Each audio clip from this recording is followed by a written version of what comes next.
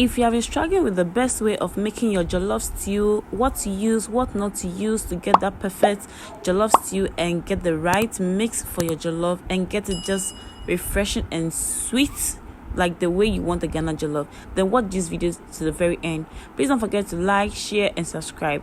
I'm going to use these ingredients, and as you can see, I have in some tomatoes, some red bell pepper, some chili pepper, the fresh one, some carrots, I have some habanero pepper. I'm going to just take out the unwanted part of all of this in the vegetables, including the head and all of that, and then I'll transfer it to another bowl.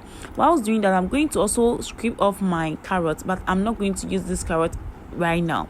I'm done with that, and I'm going to wash all this thoroughly. Make sure to wash it thoroughly and then transfer it into another bowl.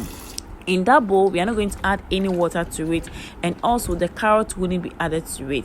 With that bowl, I'm going to just boil it, but don't forget to add in some onion if you so wish to. If not, you can just ignore it. Especially if you are using the jollof mix that very day, you can add the onion to it. But if you're going to save it for later use, then you can just ignore the onion. After boiling, I'm going to transfer it to a blender and add in some fresh parsley to it. Go in with my carrots, and then I'm going to go in also some ginger and garlic blend. I'm going to blend all of this together, and this how smooth and beautiful it turned out. Trust me, if you use this for your jollof mix, you are just going to love it.